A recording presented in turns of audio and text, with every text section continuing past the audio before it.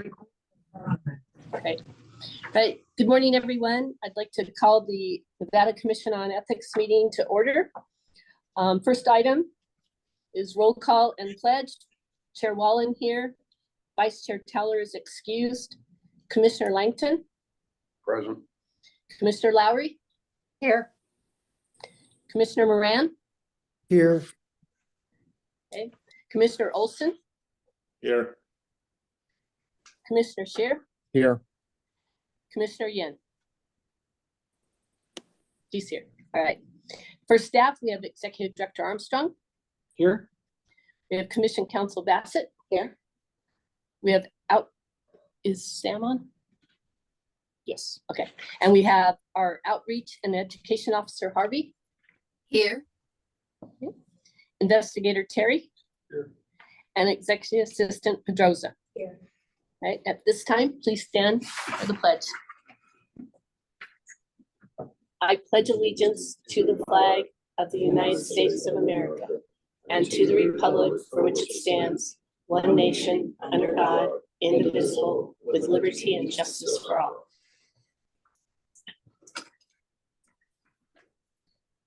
Next item, item number 2, public comment. Executive Director Armstrong. Has the commission received any public comment by email to be read into the record? We have not received any email, public comment by email or letter into the office, and there are no members of the public present here in the room in Winnemucca. All right, and Executive Assistant Pedroza, are there any members of the public on Zoom that would like to comment? There are members of the public on Zoom. None have indicated they would like to make public comment at this time.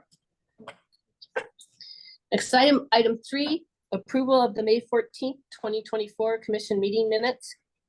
I want to indicate that Vice Chair Teller, Commissioners Lowry and Yin were absent. All other commissioners can participate on this item. Commissioners, do you have any changes or corrections to the minutes as read? No. All right, with that, I'll entertain a motion to approve. Move to approve. Is there a second? Second. Right. All those in favor say aye. Aye. Opposed? All right, motion carries. All right, next item is item number 4. Presentation by Humboldt General Hospital. I wonder how we're gonna do this. You know what? Just have her come up closer, probably. Yeah, just scoot your chair right over here. I've got her on video. Yeah, so, oh, she can see you back there. Yeah. But I don't know if they can hear you. The mic can pick you up. Just a moment, we're doing some technical changes. All right. There you go. So at this time, we are very fortunate to have a presentation from our host today, the CEO of Humboldt General Hospital, Robin Dunkhorst. Good morning Please to go ahead. everybody online as well as the board. I wasn't quite sure what the presentation needed to entail, so I apologize if I'm not fully prepared.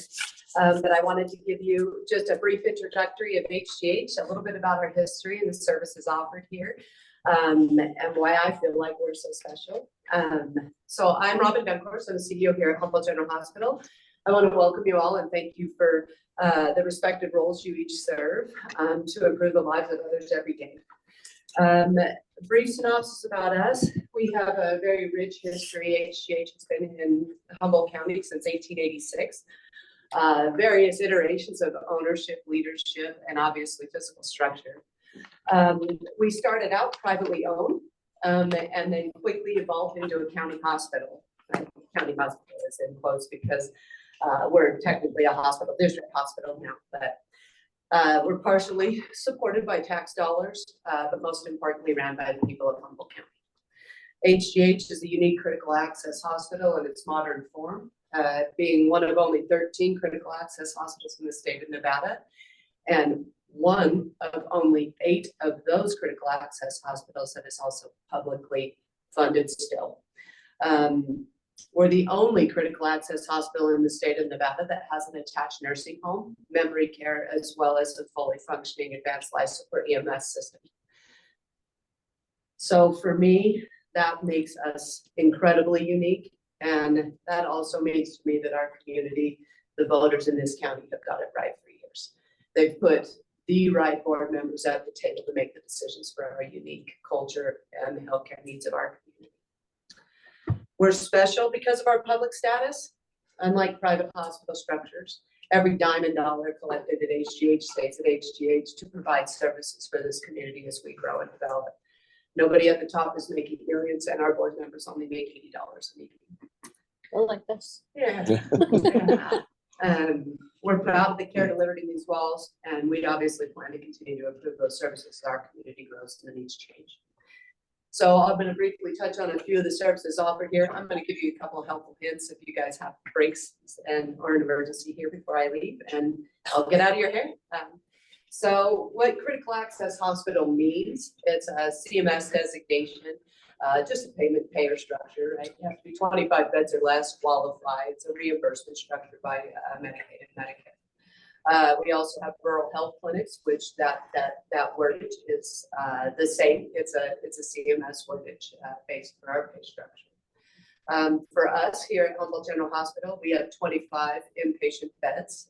19 of those are med-surg, you had pneumonia, had a heart attack, had surgery. You'd stay there. 3 of those 19 beds are ICU beds, so we can keep ventilated patients, really sick patients, really advanced COVID patients back a few years ago. We have 6 OB beds, so we are one of only 2 critical access hospitals that still provide OB services in the state of Nevada.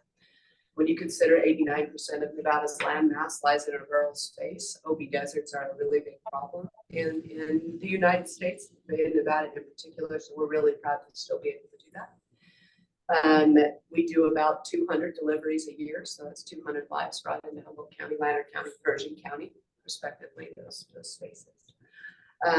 We have an 8-bed emergency department that sees about 700 patients a month, so it's definitely busy. We have a rotor service that's not ours, but we contract with a company to help provide that, and they do an incredible job. We have a robust surgical services line with full-time orthopedics, 24/7. General surgery services, that being Western Surgical Group. They run renowned trauma service line. It's one of our proudest additions. Is the latest addition of some really incredible surgeons.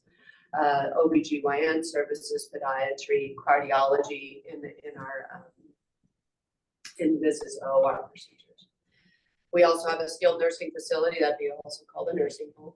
That's 30+ beds, and we have the only memory care unit in the critical access hospital, and that's a 8-bed block unit for dementia and Alzheimer's care to keep them safe.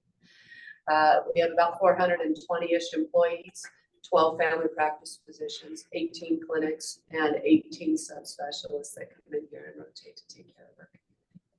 So we're really proud of all of that. We do continue to grow, and like I said, we are beyond excited and thankful that this hospital is remaining a public hospital in this community.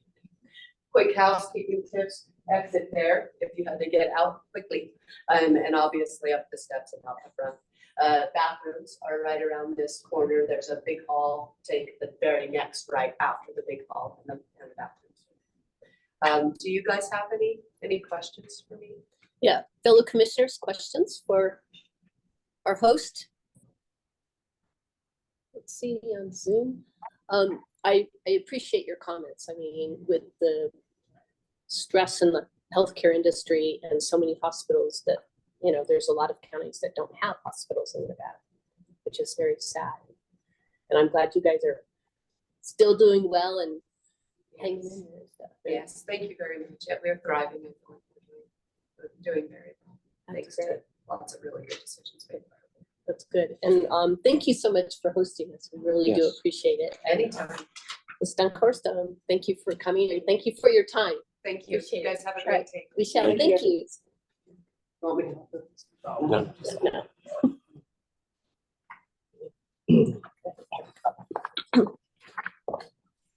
Right, next item is item 5.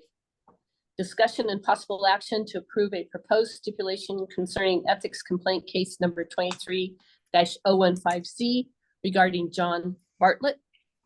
I would like to indicate that Vice Chair Towler, Commissioners Yin and Moran served on the review panel for this matter and are precluded from participating in this item pursuant to NRS 281A.2204.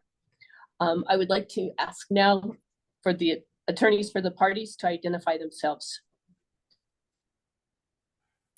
Ross Armstrong, on behalf of myself. And Michael Brock representing Mr. John Bartlett. At this time, I would like to ask the executive director for his presentation on the proposed stipulation. Thank you, Madam Chair. This is Ross Armstrong, Executive Director. And as you indicated, this is a case involving John Bartlett, a former compliance investigator with the State Contractors Board, ethics complaint 23015C. We received this complaint in January of 2023. The commission accepted jurisdiction and directed an investigation. The commission conducted an investigation and a review panel then referred this matter to the full commission for an opinion.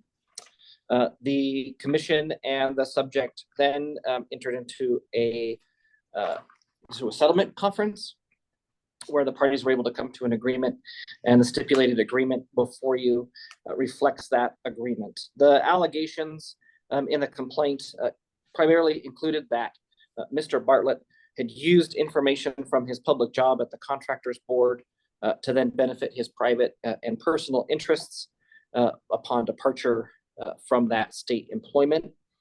The stipulated agreement before you will have a finding of 2 violations. One of 400 subsection 5, which is the use of non-public information to benefit oneself. The other is 407, which would be the use of equipment to benefit oneself. And the terms of the agreement, the violation of 400 subsection 5 will be a willful violation, and the violation of 400 subsection 7 will be non-willful. The investigation revealed that on at least one occasion, Mr. Bartlett received a bonus payment of $1,500, and so there is a $1,500 fine associated with this matter, which will be payable over time. And if Mr. Bartlett ever returns to public service, he'll be required to take ethics training within 60 days. On page 3 of the stipulated agreement, you can see the factors. Well, I think those factors are the most helpful in understanding why the parties were able to come to an agreement on this resolution of the 2 violations, one being willful, one non-willful, and the other remedies that both the parties are asking the commission to take. That is my presentation. I'm just going to go ahead and ask Mr. Brock if he wants to just say anything before we open it for commissioner comments, questions. I don't have anything to add. All right, thank you. Fellow commissioners, questions, comments that you would like to add? Commissioner Scheer? Just a quick comment, just to highlight for the record that I think the fine in this matter was the amount by which he benefited, but in addition to that, he also paid significant amounts to the Contractors Board. So I think based on all the facts in this case, that's an appropriate fine, but that the circumstances are somewhat unique, and so wouldn't want this to necessarily be precedent for future fines for willful violations going forward.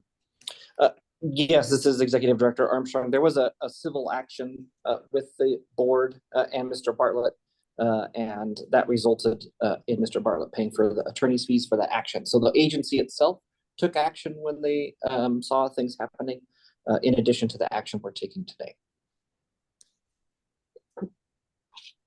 Right, anyone else have comments? Okay. At this time, I will entertain a motion to accept the terms of the stipulated agreement as presented by the parties to resolve case number 23-015C, Bartlett, and direct Chief Deputy Attorney Ott, acting commission counsel on this matter, to finalize the legal form of the stipulation and other matters relating thereto. Do I have a motion to that effect? I would so move. All right, This is Mike Langton. yes, thank you. Is there a second? I would second Commissioner Love. All right, all those in favor say aye. Aye. Aye. Opposed? Motion carries. Thank you very much, Mr. Brock, and thank you very much for your client for working very well with our commission. We appreciate it. Thank you very much. I appreciate your efforts as well.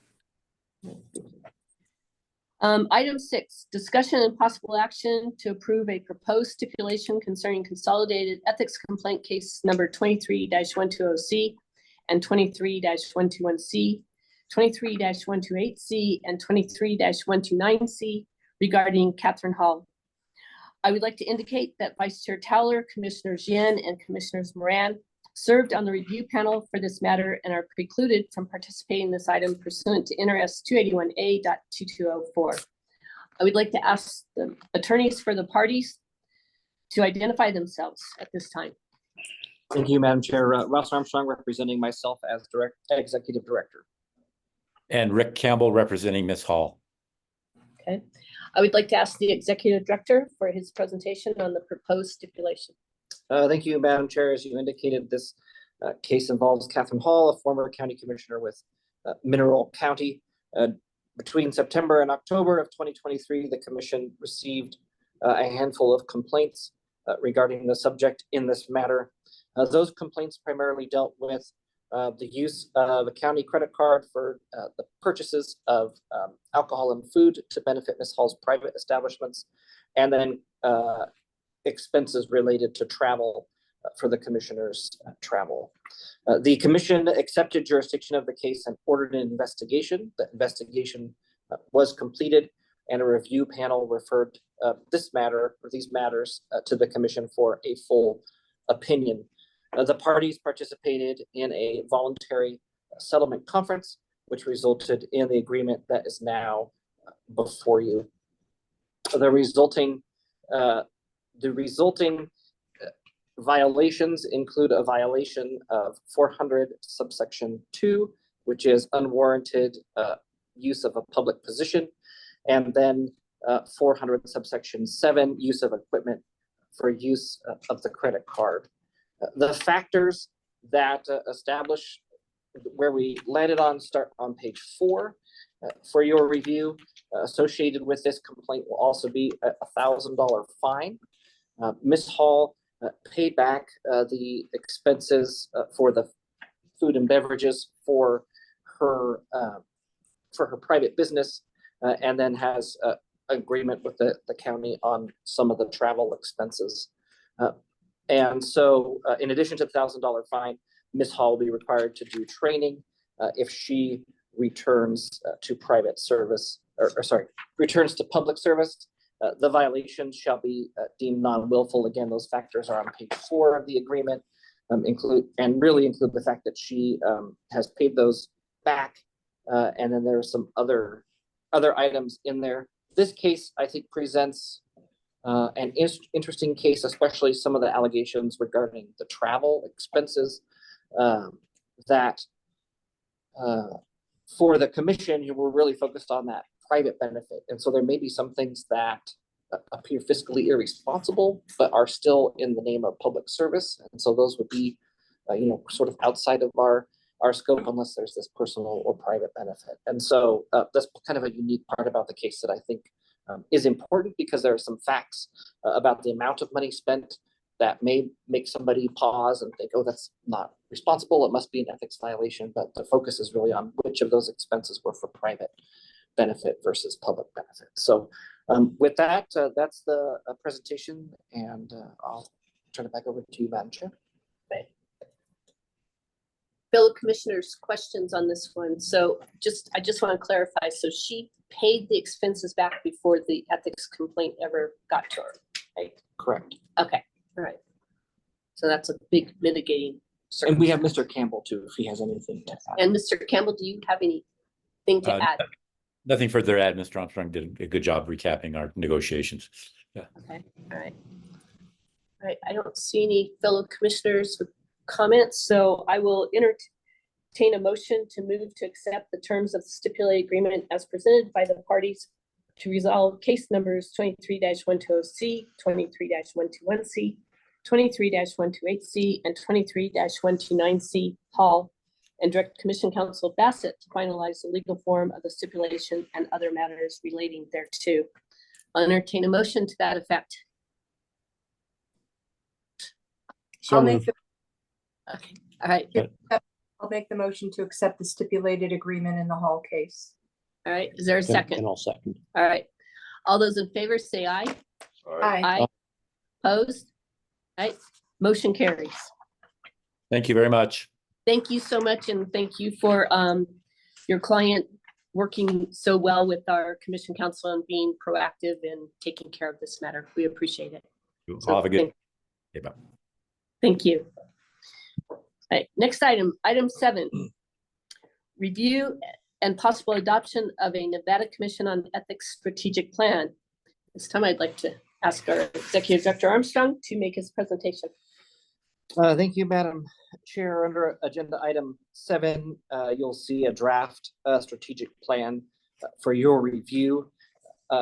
My intention would be to go over it today, see if those things make sense. This isn't the final design of it. Once the content is approved, we'll make it nice and presentable and look good and inspiring for us to have for the next 3 years. So on the first page, just to note that the plans of the final design will include an introductory section. Those include things like our mission, our guiding principles, those types of things. And then we'll have 4 strategic focus points with underlying goals and sample activities, and then an implementation timeline. This strategic plan was developed based on your feedback at the last, or not the last meeting, but at the April meeting, as well as the team got together and took all that feedback and tried to organize them into different buckets so that it made some sense for presentation. So on page 2 of the draft, you'll see we'll have our mission, our guiding principles, and then the Governor Lombardo has adopted a 3-year policy matrix that state agencies should be focused on. And so we found those parts of that policy matrix that are relevant to our work. As you said, irrelevant, Relevant relevant. to our work. And then that way we're kind of rowing in the same direction as the rest of the state agencies. So the first strategic focus is enhanced outreach and education. That emerged again as a big priority.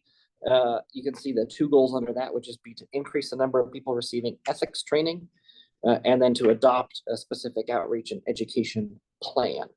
I don't know if you want me to stop at each one of the strategic focuses for comments or run through. I think just, you know what, just go ahead and stop, and if the commissioners have questions, you can ask them rather than all of a sudden at the end that it's like, what was I gonna Like I ask? just did. Yeah, no, that's fine. I mean, so does anybody have any comments or anything about goal number 1, to increase the number of people receiving ethics training? All right, I don't see any, so I think that's good. All right, go ahead, next one. Maintaining the public's trust in the commission. Yeah, one of the things that emerged, and this was one where we were trying to be artful about how to describe it, and this was probably our most challenging one as a team to figure out how to just put some framework around this. But there was a clear desire of the commission to make sure they're maintaining the public's trust in the commission's work, and so that includes 2 goals. One is to develop case history information to ensure objective and consistent recommendations to the commission. There are many entities that have sort of some decision matrices that can be an example to that. During that April meeting, there was discussion about how, sometimes results to the casual observer, the results might seem different or odd, that they're not consistent. And so how do we put together some tools to help communicate that the commission is being consistent? And then the second one would be to establish an actual public relations campaign to improve the public's understanding of the commission. And that would include, developing a reputational goal for the commission, and then doing those sort of public relations activities through our social media and press releases and different activities to make the public aware of what the commission is doing. Comments on this one? Yeah, if I could, Madam Chair, just, I think I may have mentioned this in April, but wanted to come back to it, that I think that we need to always tie this back to the statute, make sure that the public understands how it connects to the statute. And to the extent we can get into legislative, not to the public get into legislative history, but make sure that we're looking at the legislative history and understand the intent of the statute. But do make sure that the public understands that just because we're called the Ethics Commission doesn't mean that anything they might think is unethical is within our purview, but that ultimately we have the power to enforce the statutory code of ethics, and it comes back to what's in that statute. Yeah, we can certainly weave kind of that statutory foundation into both of those two goals. And I like you're creating the decision matrix. I think that will be very helpful to. Yes, I have a- Mr. Lang. I have a question. Are we on alignment with Governor Lombardo policy matrix right in the middle of page 3? Can I ask a question about that? Yeah, you can, Well, 5.3.3 says leverage existing contracts and relationships from other departments. Leverage to me sounds like strong arm. What? How is that relevant to what we want to do? sure, wherever you see the parts of the Lombardo matrix, that's the language directly from that plan. I understood that. Yeah, and an example would be, we have our education outreach officer, Sam, now working with like the Department of Human Resources Management to make sure that state employees have access to ethics, education and resources when they're onboarded. Or working with the IT department to help get out a newsletter to different folks about ethics. So that's how I see the outreach and education piece dovetailing with relationships with other departments. Okay. Yeah, and I think, you know, what I view with leveraging is not going off and doing our own thing. It's what resources do we already have? So let's utilize those resources to do what we need to do. Instead So of, it's not so much strong arm. no, it's utilizing resources that we have. It's a complementary relationship, I would say. I agree with that. Yeah, so yeah, that's what we mean by that term. It's Okay. not strong arm. All right. Yeah. Other comments on Zoom? Need to look at this because you guys are so far away. All right, okay. Proceed. Okay, the third one is currently called staffing. I still need to make that language, enhanced. Maybe something like sufficient staffing to develop, to deliver our mission, or come up with a better, more inspiring title for that strategic focus. But as there were multiple comments in April about making sure we had enough staff, that the growth of the state, that the growth of is not matching departments in a lot of ways. And so the first one would be to establish a 5-year staffing plan. Like, how much staff do we need as we continue to grow? We've observed like we're at a halfway mark essentially of the year. And in terms of caseload growth, we're at case number 95, I think. And last year we stopped at 160. So we're at like a 20 case increase if we keep on the same pace. So there is an increase in work there. So to do an analysis of what that looks like, do some time study for the different positions to see what folks are working on and come up with a plan that could be presented. I think we had all, the addition, we're still trying to figure out all the great benefits of the addition of the outreach and education officer and where that frees up space in other positions. So, but just to have a 5-year staffing plan that, of course, we could then go and ask if we determine we need additional positions, that would be asked of, the governor's budget and the legislature. And then also determine if there are different staff support frameworks to make sure we retain our quality staff and provide the types of benefits or professional development that meet the needs of our staff internally. So like a real staff support focus as part of the plan. Questions, comments? Well, maybe one term is sustainability resourcing. Might be an idea. So when you say other ethics commission, are you talking other states? Other states, yeah, it's there's an association of ethics commissions in North America. We attend a conference once a year. And it's always fascinating, one, to see the jurisdiction of other ethics commissions, because in other states, some of them handle public records requests or lobbyist registration, like stuff that we don't really touch. Elections. And it seems that the commissions that have more mature structure or larger structure, I would say the industry standard is there's always an education and outreach arm, and then there's an enforcement arm. And so it would be to look at those other structures and see what, if we're going to ask for additional staff, which branch makes sense, or do we, have a totally different structure because of the way we operate in Nevada. So we would take a look at those different structures, because I know when you go and ask the legislature for positions, they'll often ask what other people are doing. Right? Whenever you ask for additional money, they'll say, well, what are other states doing? And so to have that prepared, if we make a future ask for staff, would be good. Yeah, Thank you. and I think that, you talk about education arm, enforcement arm. I think, one of our guiding principles and mission is to emphasize the education arm, because prevention is way better than gotchas. That's what we want to be known for. And for our structure, I put like our advisory opinion process right in the outreach and education arm. So yeah, that's it for the staffing piece. And then the last one is tech. Wait, let's see if others Oh, besides sorry. those of us in this room that have all of the questions on Zoom. Any questions? Right, proceed. The last strategic focus would be technology and service improvements. So we talked about our case management system and our case opinion publishing system.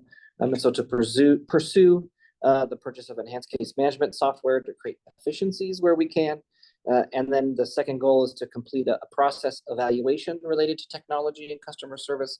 So basically go through each case start to finish. Are there certain things we're doing manually now where we could save time by having, as if there's a technology solution to that? So that's the fourth strategic focus is using technology to improve efficiencies in service. I have a Yes. question. Please, Commissioner Langton. That's Obviously. okay. That's okay. You talk about issuing a request for information Mhm. to who? So the request for information, which we now have posted on our LinkedIn, and then we send it to different case managing software companies.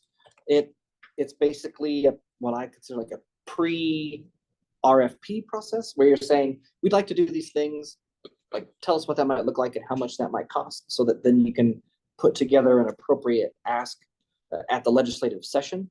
Earlier this year, the commission approved that as a budget ask priority, and so the state requires a technology investment paperwork that we've already completed, so the RFI kind of complements that into figuring out how much the actual system might cost. So, So it kind of goes out to the public, oh, and companies can then respond if they want to. okay, so it's voluntary, because in the world I deal in, it's mandatory to respond under certain statutes. So this is a please help us ask type of request. Yeah, it's a initial kind of like, yeah, please help us and send us the information you have so that we can then create Okay, all right, an appropriate contracting Okay. process. thank you. Other questions? Don't see it. But yeah, it would be nice to get a good case management system that's in the 20th century at least.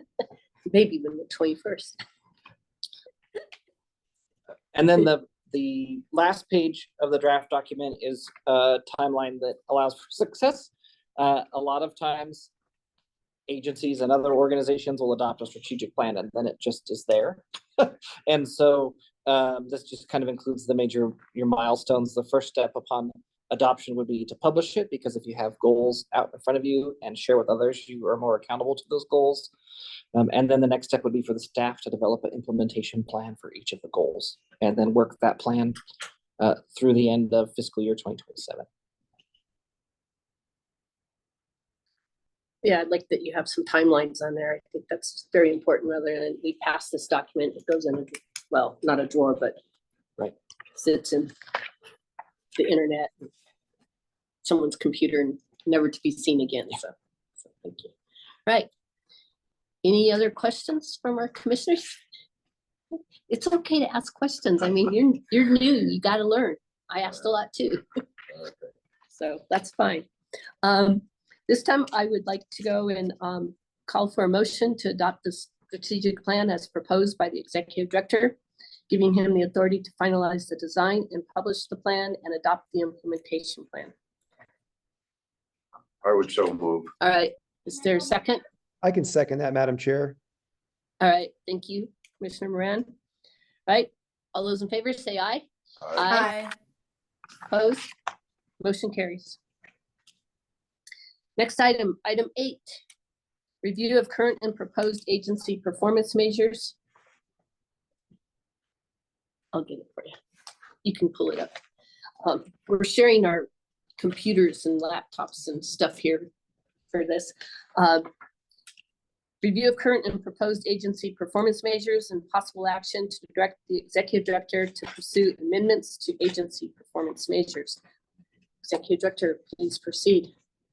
Thank you, Madam Chair. At the April meeting, we discussed changes to our performance measures. We have formal performance measures with the state as part of the budgeting process, and then some internal measures that will help us determine whether we're meeting the goals and getting the work done in a timely manner. So the first page would be the formal ones, and the advice from the Administrative Services Division is to not have too many of these because they are a lot of work, and they're helpful information, but they're not used more than just providing information. And so at the April meeting, the commission expressed a preference for percentages being a good measure of success. And so the top ones, which are really about performance, you see the first one is percentage of public officers and employees receiving ethics training. The second one is percentage of advisory opinions issued within 60 days. And then the last one is percentage of complaint cases received and resolved within a 12-month period. Then under that, you'll see the proposed population and workload numbers. Those are just counting numbers that kind of discuss volume.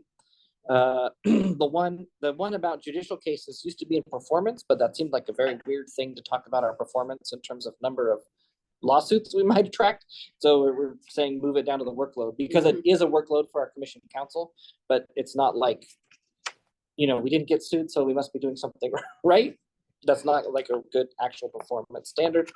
And then on page 2, you'll see the internal data metrics to focus on. We don't have any dedicated data or IT folks on our team.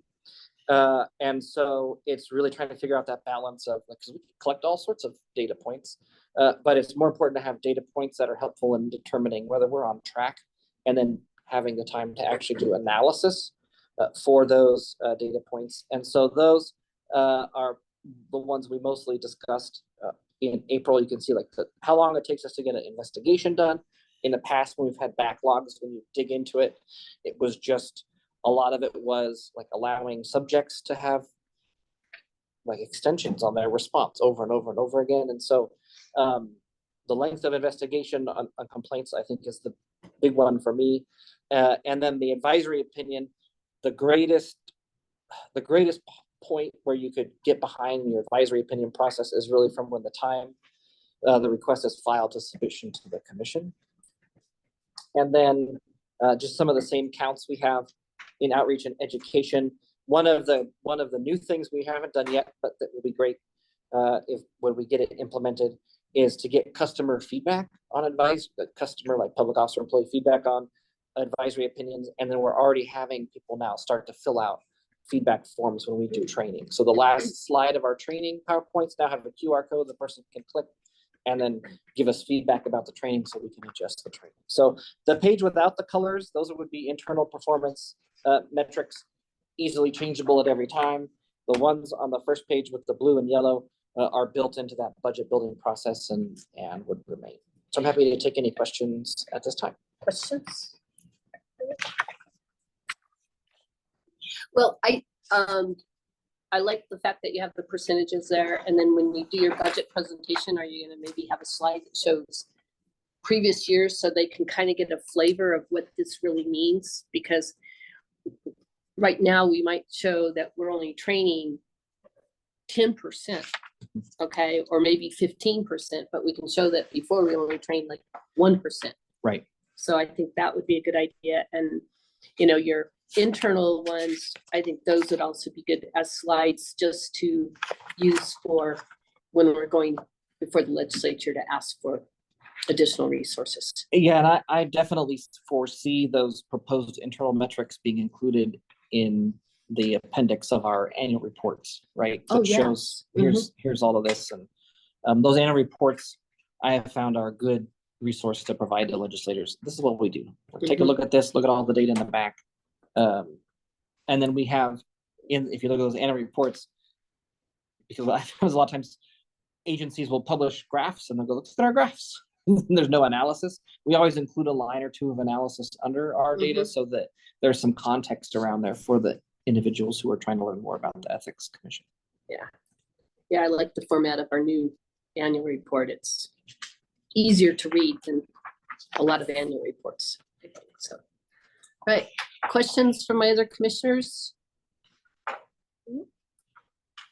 Right, then I will entertain a motion to direct the executive director to pursue amendments to the commission's performance measures and internal metrics as presented and discussed. So move. All Commissioner right. Yan. Is there a second? I'll second.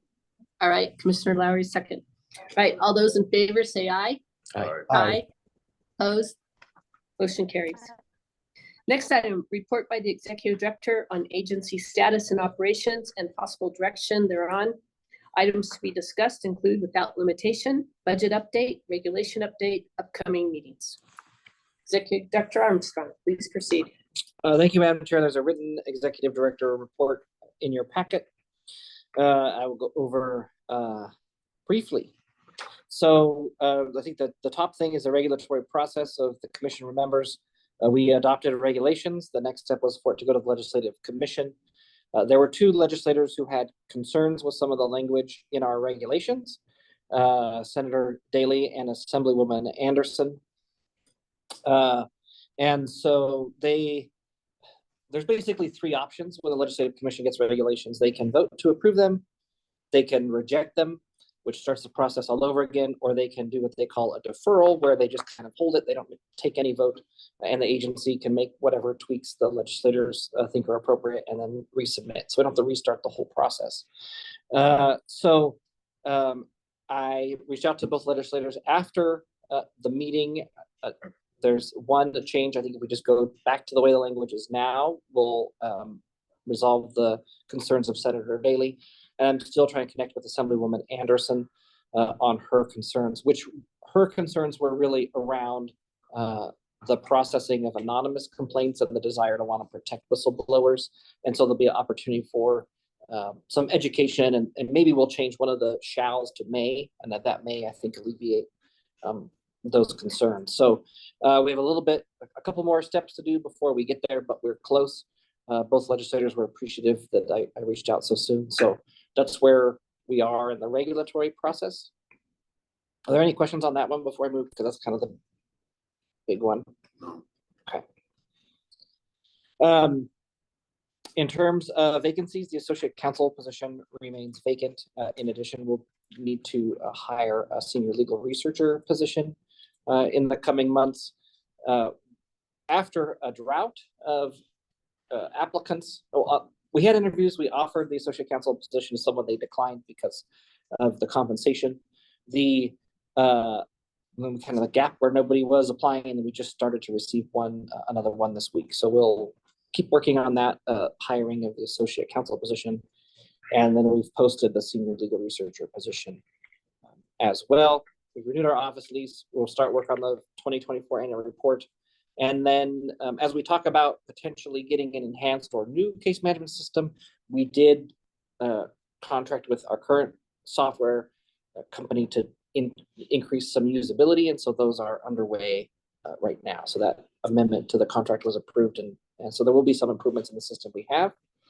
In terms of our budget update, we're obviously getting close to July 1st, which is the end of our fiscal year. And all of our work programs have been completed, and we'll wrap up some final billing here in the next weeks, but fiscal year 24 will be closed. In terms of fiscal year 25, there's nothing too wild and crazy. We'll have standard equipment replacements for things like laptops and those technology regular replacement schedules. The one shift will be our Nevada Ethics Online system, our learning management system. It has been funded completely by federal ARPA funding. And it will shift to funding that is just based on a regular budget revenue. So that was approved in the last session. That'll happen believe at the end of this federal fiscal year, so October-ish, that the funding source will shift, nothing else will shift over. And then the budget building continues. We did the technology investment notification, the request for information has been released. And then we have regular meetings with our fiscal team as that process goes forward. We have upcoming meetings in August, October, and November. I will say that we have a couple of complaint cases where so far the subject has not waived mandatory timeframes. And if that persists, there may be a need to have adjudicatory hearings in September. I will obviously let the commission know if that ends up being the case. But that would close us out for the rest of this calendar year. I'm happy to answer any questions. So the adjudicatory cases that might not be doing the waiver of time, what time are they due by in September? So they are due for panel in July, which we have currently scheduled July as July 15th. And so the adjudicatory hearing, depending on when the actual panel determination gets issued, the adjudicatory hearing has to happen 60 days after that. So probably September. mid-September. Okay. Is what we would be looking at. What I have found is in cases where we have had folks hesitant to waive the statutory timeframes, that if you explain, well, we don't have a meeting that month, or is a limited waiver, because it used to be kind of be all or nothing. Are you going to waive all your rights to timeframes? And people get hesitant about that, but we have had success in the last year in saying, would you do a short waiver to that October meeting? And folks are like, okay, that's like 3 weeks, especially when they start to realize they have to do like motions and a bunch of discovery work. That tends to do it. So I just want to alert that, if they, stay quick on that, September could be an interesting time. We would know that in mid-July. Okay, all right. Other questions? Yes, Of course. it's my- Commissioner Langton. A question on, you say, a request for information released. To pick a nit, I think it's the responses that you're getting as opposed to you're sending out. Yeah, so our request has been published. It's public. When will that be? That is published now. I mean, Okay, we have so- that on our, So in 2 years, the responses you receive will be released to the public? no, so we, thank you for the question. That's a good clarification on the timeframe. So we released the request for information. They have until the middle of August to respond. That will help us. August of 24. Of 24, yeah, this August. That will give us, really what we're missing from our ask in the budget is a really good guess at how much money we need for the type of system we want. And so this information will be used to build that request. Then we'll have to go to the legislative session next year and ask for that funding in our budget. Then if that funding is approved during the next legislative session, we would get that funding starting July 1st. Then we would need to do a procurement process. I'd have to see if there may be a way to do it without an RFP, but it'll probably be an RFP. And then that purchase would happen. So we're still a long ways out from any of that happening, but the request for information process is really a process designed to help us make the best guess on the money we would need to ask the legislature for. And so the RFI responses will be released, what, twice, once in 24 and once in 26? We'll have them in 24 to use to build our budget ask. Right, And then that kind of closes that process. okay. And if we get the funding during the legislative session, then we'll go through a formal procurement process or procurement process consistent with the state rules on procuring contracts in 25. Which would be starting in 25. fiscal year 26. Fiscal year Mhm. 26. Is why it says 26, 27. So it'd Yeah. be a new purchasing process, Okay. which might All right. include an RFI, but may just go straight to Well, you said RFP. RFP as well, Yeah. so. Yeah. Yeah. Yeah. Okay. It could be either one. It could be either one, I And- think, under the state purchasing rules. Who knows? Purchasing may have some preferred providers that already have a contract with the state that. Yeah, there are a Utilize. number of, especially in the technology field, folks who have that, I forget what they call them now, but they're preferred provider where you don't necessarily have to go through a formal process to procure that. So And then on upcoming meetings is in October, I have to attend a mandatory meeting in Germany called Oktoberfest, so I won't be there. I don't know if we can excuse you for that because we'll be having a meeting and you'll be having fun. I don't think they have Zoom in Germany, so. They do. They do, actually. they might, They but that do. may be a I'm pretty camera sure off. we're all Camera pretty off. Yeah. Well, especially at the beer gardens. All right, well, thank you for letting us know about that. All right, My pleasure. you'll have to have some for us. I'd like to entertain a motion to approve the report on agencies. Oh, any other questions from my fellow commissioners? No? Okay. I'd like to have a motion to approve the report on agency status as presented and discussed. Madam Chair, this. Yes, Yes. Madam Chair, Commissioner Moran, I'm prepared to make a motion to approve. All right, is there a second? I'll second. All right, second by Commissioner Langton. All those in favor say aye. Aye. Aye. Opposed, motion carries. Okay, moving on. Next item, report on outreach and education and possible direction thereon. I'd like to ask our outreach and education officer, Harvey, for their presentation, please. Yes, thank you, Madam Chair. So if you refer to the first page, these are QR codes that I will reference later on during the presentation, but if you have not yet ensured that you're following us on LinkedIn and X, formerly known as Twitter, feel free to take the time now to do so.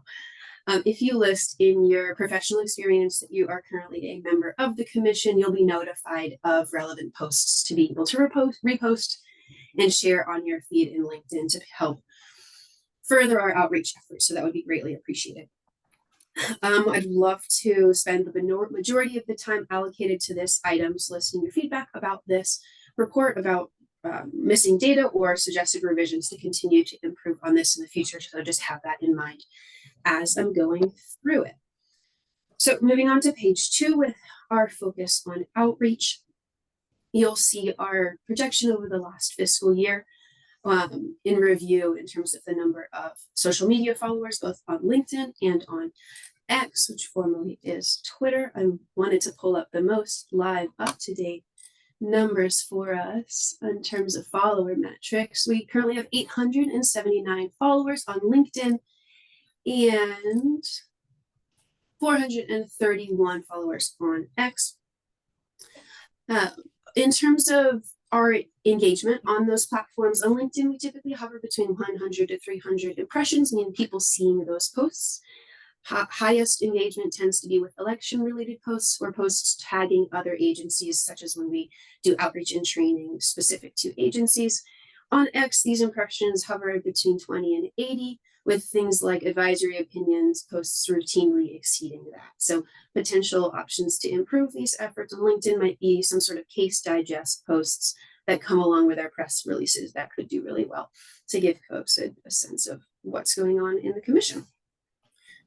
You can see below some targeted outreach efforts that I have worked through to couple along with specific target audiences when soliciting connections on LinkedIn for large groups of people like our school board members, educators, firefighters, city and county officials. So while I have been, posting these posts specific to those audiences, I've been soliciting folks from those groups to connect with us and follow the commission page so that when they land on our page, they have content targeted specifically to them.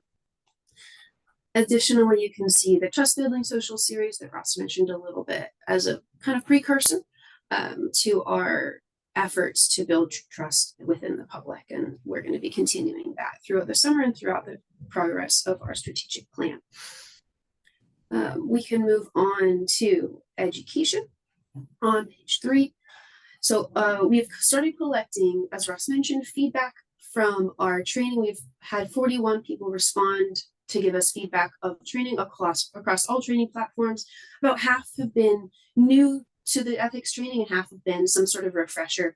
All of the people who have responded to these to our training requests, feedback form, have said they either agree or strongly agree that it has improved their understanding of the statutes and that it has made them confident to be able to access ethics resources after the fact.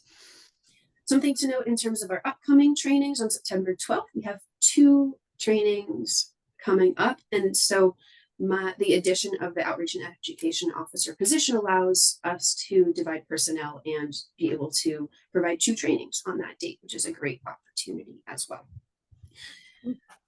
So just wanted to point to the summary of the fiscal year as a little bit of a snapshot for our last fiscal year, as this will look very similar to what you'll see on our annual report in terms of the number of people trained and the number of live trainings that we have conducted this year, being 906 people trained and 25 live trainings. All right, and then moving on to page 4 with our publications, our priority with the manual, which we are oh, sorry, someone is requesting some sort of support. Yeah, that seems fine. Okay. As we're talking about accessibility with the manual, hoping to publish it next week on our website, as well as starting to highlight it on our socials, is to improve accessibility through the use of cleaner language accessible to any member of the public, as well as visualizations wherever possible. So below you'll see an example of one that talks about the jurisdiction of the commission. We have, this is updated since I've drafted this presentation, but all of the manual chapters are drafted and nearly ready to be published next week as our projection. We have the newsletter, which we will hope to come out at the end of July, as well as looking forward to expanding our frequently asked questions section.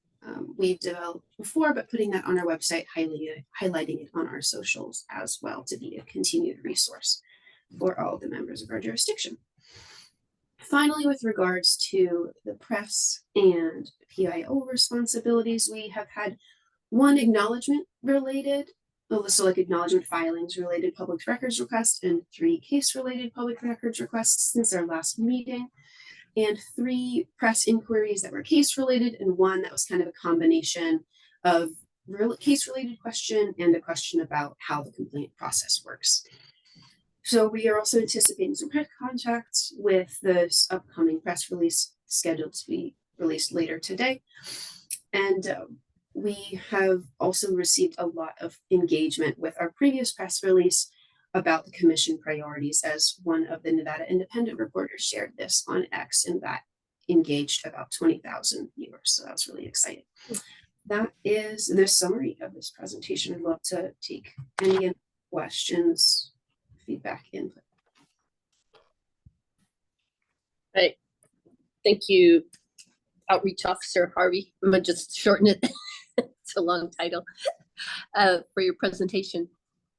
I was impressed about how many more LinkedIn people you have now. What do you think you've done to get the increase in followers?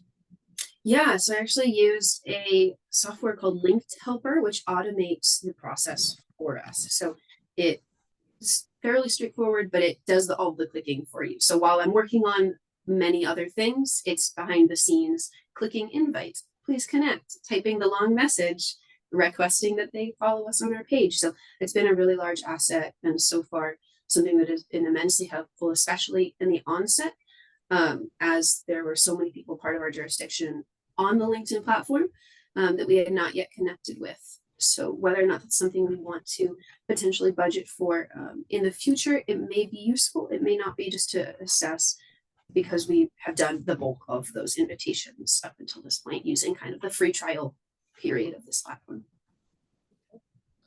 Other commissioners' questions? I don't have any commissioners, Madam Chair. Do you guys have any things that you would like to see her do in her outreach, or what she's proposing to do? Or I'm sorry, what they are proposing to do. So I appreciate that. Is it kind of a bad, like, this Commissioner Moran. No, Madam Chair, I was just going to suggest it's nice to have Ms. Harvey here to give this report and to to kind of give us an idea of what's going on, and it's nice to have her on board, and I appreciate her thoughts, and it's good to get ahead of this stuff on a go forward, and I think this is all really, really healthy, constructive stuff. So I'm glad you guys are thinking about this, and I'm certainly appreciative of her efforts and experience in this area.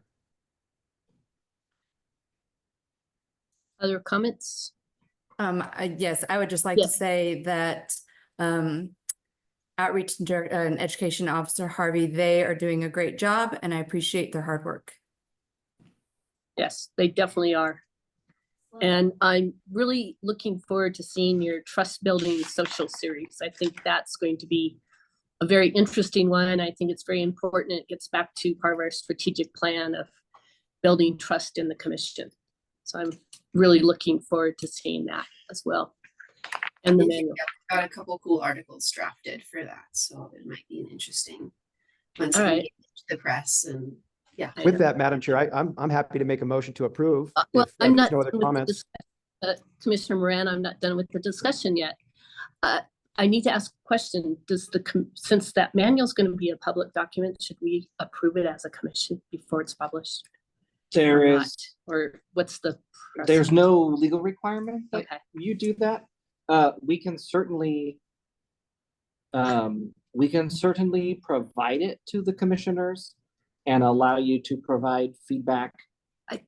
We'll, in that process, we'll need to make sure that that we are compliant with open meeting law, primarily that you don't share your comments with each other. But Right. since you don't need to approve it, you're not moving towards an action that you're taking as a commission. Right. Then that would be the process to. Yeah, I think that the commissioners should be allowed to give feedback on it. And then when Outreach Officer Harvey sends it out to us, then they reach back to them directly with their comments. Okay? Yeah. So I think we should, just to see it and stuff. And I have, they have shared with me like 1 or 2 pages or a draft of part of the manual, and I was very impressed with what I saw. So I think we'll all be impressed. And this manual, when was it last updated? Like in 2020 or 2000 No, I think it's or 99? 2014 maybe. 2014, With yeah. 1997 graphics. Yeah. Yeah. So Huge improvement. I'm looking forward to it. All right. Other comments? But thank you so much. We're really glad to have you on board, and you've been doing a lot of amazing work. And if Commissioner Langton, I don't know if you're on X or LinkedIn, but if you are, please follow. Or if you're on Facebook, please follow the I'm one of the few that's not on Facebook, so I'm sorry. well, I'm not on Facebook either. Oh. The commission hasn't yet made it to Facebook, but LinkedIn goes a long way. So Yeah.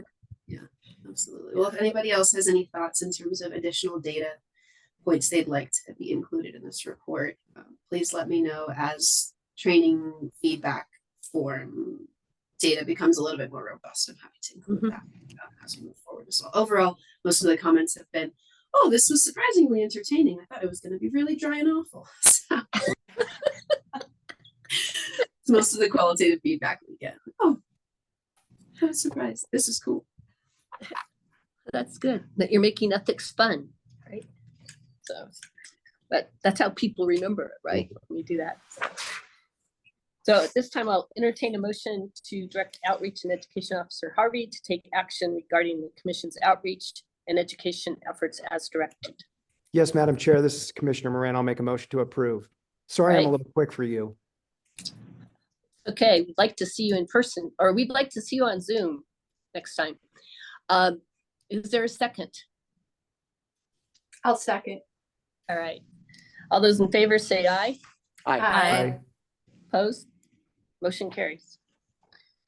Next item, item 11, authorization for Commission Counsel Bassett to represent and defend the commission in the following case. Doe versus Armstrong, NCOE, case number CB 24-01076.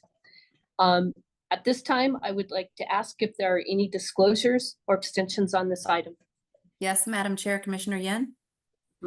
Please proceed.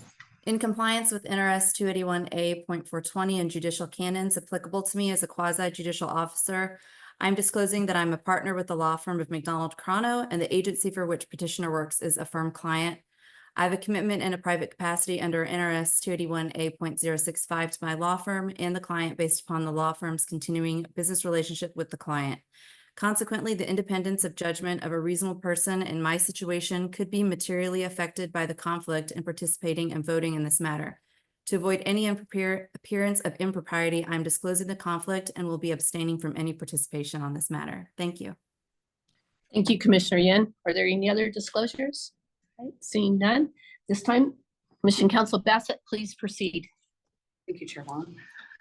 So this, a petition for judicial review has been filed challenging the Commission's advisory opinion in ethics matter number CV019A in the Second Judicial District Court case number and CV 2401076. Per our statutes, the identity of the requester is to remain confidential, which is why we're not discussing the name of the agency at issue or the requester, and why Commissioner Yen didn't mention it either. I'm requesting authority today from the Commission to take all necessary legal steps to respond to the petition for judicial review and to defend the Commission's advisory opinion in that matter. And that is the motion that I am requesting today. Do any of the commissioners have any questions? Fellow commissioners? About that, but maintaining Yes, confidentiality, yes, of course. Yes. Any commissioners, questions, comments? All right, I'll entertain a motion then to I'll grant. make a motion to approve. We have to do the formal motion, so do you know what the formal motion is? Okay, I'll entertain a motion to grant Commission Counsel the authority to take any legal steps necessary to respond to any legal action that results from the Commission's actions on case number 24-019A Doe, including but not limited to in defending the Commission's decisions in the petition for judicial review filed in the Second Judicial District Court, and file any appropriate motions to dismiss. Commission Counsel shall bring back case dispositive decisions such as appeals, dismissals, or stipulated settlement agreements before the full Commission. And we further move to delegate authority to the Chair and Vice Chair to consult with Commission Counsel regarding any legal issues or decisions pursuant to NRS 241.0357 and NAC 281A.055, but for filing appeals agreements to dismissals or settlement. So, is there a motion to do that? Oh, yeah, definitely. There's definitely a motion. Commissioner Moran making a motion to approve, and thank you for your time. I'm just so excited, Madam Chair. Can't help myself. Thank you very much. Is there a second to the motion? I'll second it. All right. All those in favor say aye. Aye. Aye. Opposed? Motion carries. Right. Next item is commissioner comments. Are there any commissioner comments or any items that you want to identify as a future agenda item? I will make some comments. Oh, okay. Officer Harvey was posting in the chat. So, okay. All right. At this time, I just want to make one comment. Vice Chair Towler let me know that the governor's office reached out to him, letting him know that they will not be reappointing him for a second term. We don't have a replacement for him yet. We haven't heard from the governor's office as to a replacement. So until the governor's office appoints somebody new, he will still be a member of the commission. That's how it works with governor appointments. But it's very unfortunate that Commissioner or Vice Chair Towler will not be part of the commission. He did a great job, and at our August meeting, we will definitely do a little going away goodbye for him and give him his proclamation and stuff. So I just thought I would let you guys know that. And as always, I just want to say thank you to the commission staff here for doing a great job. Executive Assistant Perdoza, I mean, every time we go meet somewhere else, there's always some new curve, and you've done very well in getting it to work. For those of you our commissioners there. We don't have the Polycoms. So we've had to use Commissioner Shear's laptop for the video and Zoom presentation from our side. So thank you to Commissioner Shear for being our technical assistant as well. So thank you, everybody. There's no other comments, then we will go to item 13, public comment. Executive Director Armstrong, have you received any emails while we've been in our meeting to record into the record? Thank you, Madam Chair. I'll say that there is nobody physically in the room to provide public comment, and there's been no submissions of public comment to the ethics email. Okay. Executive Assistant Pedroza, are there any members on Zoom wishing to make public comment? No members of the public would like to make public comment at this time. Okay, right. And I will entertain a motion to adjourn. Our next meeting will be August 21st in the Reno Carson area. Oh, at the Reno State Bar, right? So is there a motion to adjourn? So moved. There's a motion to adjourn. All right, second by Commissioner Moran. So, all right, all those in favor say aye. Aye. Opposed? Motion carries. Thank you all and hope to see all of you in August in person. All right, Thank you, Chair Wallen. thank you. Bye. Bye.